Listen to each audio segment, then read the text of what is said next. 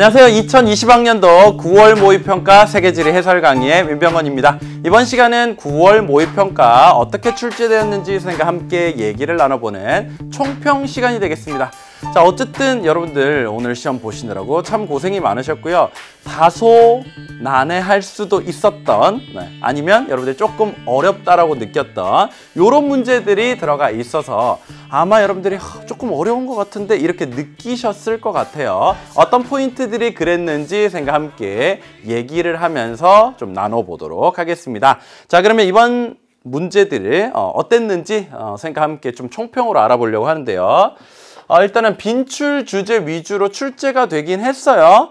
일단 기본적으로 여러분들 늘 많이 공부해왔던 그런 주제들이 비슷하게 출제된 경우가 많았고요. 하지만 다소 생소한 자료 제시나 아니면 내용 이런 것들이 있는 문제가 있었기 때문에 그래서 여러분들이 좀 더 빡빡했나? 아니면 조금 더 어려웠나? 이런 느낌이 들 수가 있었다라는 거죠.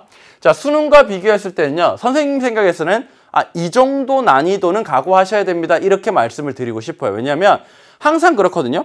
수능이 6월이나 9월에 비해서 여러분들이 느끼기에는 조금 더 어렵게 느낄 수도 있어요. 왜냐하면 그게 그 압박감과 긴장감 때문에 그럴 수도 있고요. 또 왠지 모르게 내가 늘 공부해왔던 내용인데 그게 그날따라 되게 생소하게 보인다. 뭐 이런 내용들도 많거든요.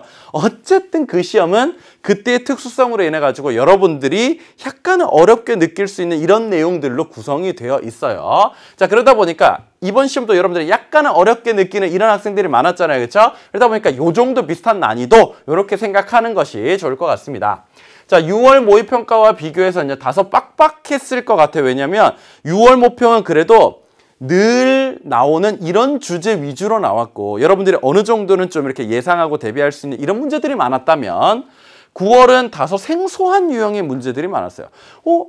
이게 분명히 내가 배운 내용을 접목해서 풀 수 있는 문제이긴 한데 여태까지는 늘 너무 많이 봐오던 자료니까 이거 이렇게 해서 쭉쭉쭉 풀었다면 이거? 한참 또 생각해서 이게 이거야? 그 다음에 문제 막 풀어가는 이런 느낌의 문제들이 많았다라는 거죠. 그래서 조금 더 빡빡한 정도의 그런 시간, 이런 느낌이 들었을 것 같다라는 것을 더 말씀드리고요. 자, 좀 다소 어려웠던 문제는 선생님이 요 정도로 골라보았습니다. 이 두 문제가 그래도 좀 자료나 아니면 밑에 나와 있는 내용이나 여러분들 조금 더 자세히 알고 있지 않으면 틀릴 수 있는 이런 문제였고요.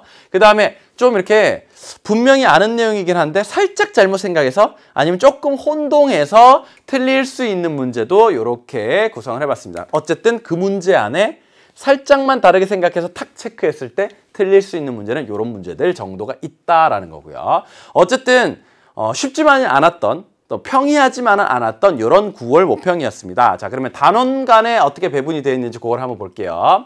자, 이거는 사실 선생님이 늘 보여드리는 건데 늘 비슷합니다. 왜냐하면 어차피 그 단원에서 그런 문제의 내용이 나오니까 이게. 자, 일단 고지도 당연히 나왔죠. 그렇죠? 이건 늘 예상하던 바. 지리정보 늘 나왔죠. 이것도 예상됐었습니다. 열대기후 한 문제 또 나왔죠. 온대기후 한 문제 나왔죠. 건조기후에서도 한 문제 나왔죠. 그 다음에 냉대 및 한대 기후에서도 또 한 문제가 나왔습니다. 이번에는 특이하게 건조 지형이나 뭐 빙하 지형 이런 것들이 직접적으로 많이 나오거나 이렇지는 않았습니다. 그 다음 대지형 문제가 상당히 어렵게 나왔고요. 그 다음에 하천 및 해안 지형에서는 하천 위주로 또 문제가 나왔는데 요거 역시 좀 까다로웠던 문제. 그 다음 민족 및 언어 분포 이것도 사실 거의 빼놓지 않고 나오는 편인데 이번에는 여기 있는 음식 문화 쪽으로 양보한 듯 보입니다. 그래서 종교 나왔고요. 음식 나왔고요. 그 다음에 문화 관광, 여기 관광자원 축제 요게 나왔고 그 다음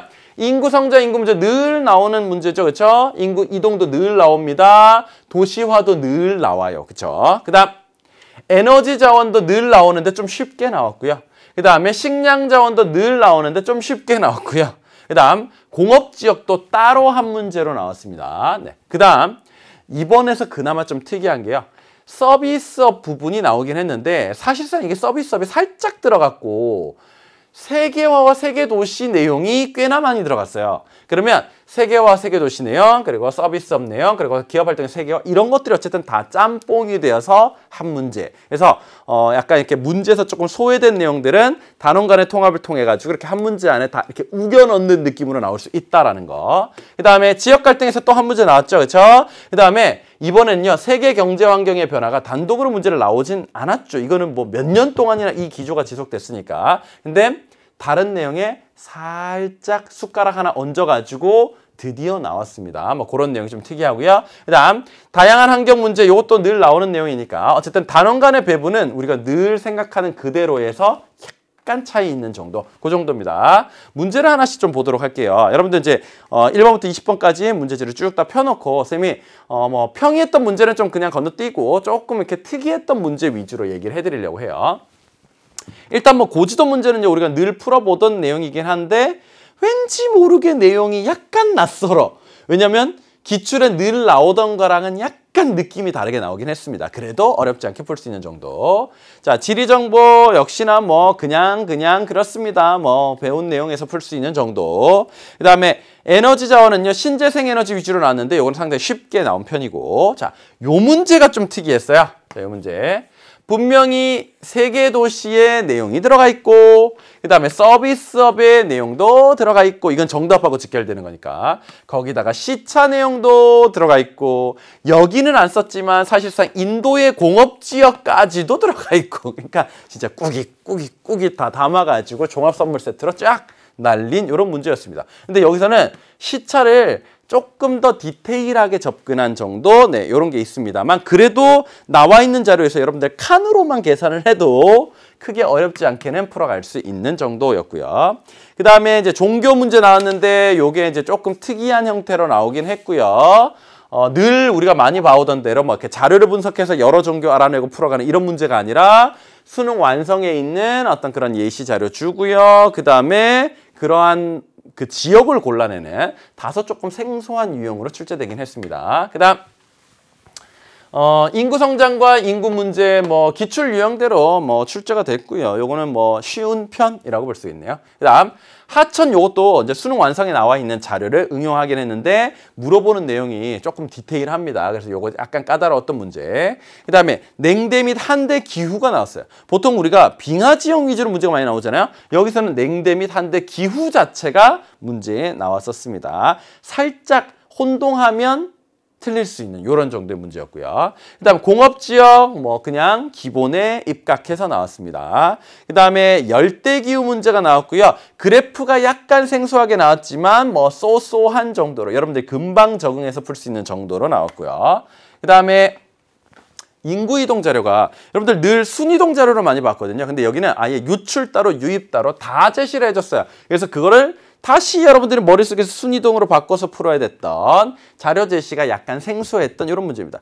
이런 거 살짝 더 생소한 건데 그게 모이고면 그 시험에서 나의 멘탈을 무너뜨리게 되는 이런 요소가 되거든요. 그래서 이런 거는 다양한 자료 분석하는 연습을 통해 가지고 여러분들 충분히 적응하신 상태로 수능을 보시는 것이 자신감 하락 방지에 도움이 됩니다. 그 다음 여기서 이제 환경 문제가 나왔었는데 12번에 근데 여기에 아세안이라는 지역경제협력체의 내용이 살짝 포함이 되어 있습니다. 어쨌든 이렇게 또 다른 거는 통합으로 나왔고요. 그 다음 대지역 문제가 진짜 어렵게 나왔습니다. 이거 많은 학생들이 이거 뭐야? 뭐라고 해가지고 풀었던 이런 문제일 텐데 그래도 하나하나 어떻게 찾아 나가다 보면 답은 나오게 되는 또 이런 문제였네요. 그 다음 이제 지역 갈등 뭐 늘 나오던 대로 5군데 표시해놓고 물어보는 문제, 기출 유형대로. 그 다음에 건조 기후가 나왔습니다. 사막이 어느 지역에 어떻게 형성되는데 그게 왜 형성이 되어 있느냐? 뭐 한류연안이냐, 아열대 고압대냐, 아니면 대륙 내부냐, 뭐 타골풍의 바람근이냐. 뭐 이거 아주 기본 중에 기본이죠. 뭐 그런 문제가 나왔고요.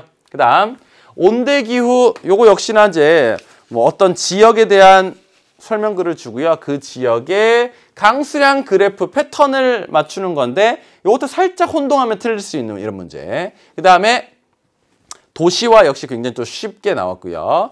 자, 관광자원 요거는 뭐 약간 약간 까다롭게 자료가 제시되긴 했어요. 늘 뭐 보던 대로 쉽게 제시되진 않았지만 그래도 어렵지는 않았던 편. 음식 문화 뭐 상식적인 수준으로 나왔고요. 기호작물 요거 아주 뭐 기본 형태로 생산 국가 내놓고 맞춘 다음에 풀어가는 거기 때문에 요거는 크게 어렵지는 않았던 것으로 생각이 됩니다. 어쨌든 그래서 쉬운 문제는 좀 상당히 쉬웠던 편이에요. 근데 몇몇 자료가 생소하거나 아니면 약간 그 내용이 까다롭게 제시되었거나 이런 문제가 몇 개가 있어서 여러분들이 조금 어렵게 느낄 수도 있었던 이런 문제, 이게 바로 9월 모의평가였다라는 거 말씀드리고요. 자, 그러면 이제 여러분들 남은 시간 어떻게 해야 되겠습니까? 이 9월 모의평가 문제를 함께 꼬박꼬박 차근차근 따박따박 살펴보면서 이런 문제는 이랬구나. 그래서 내가 이걸 틀렸구나.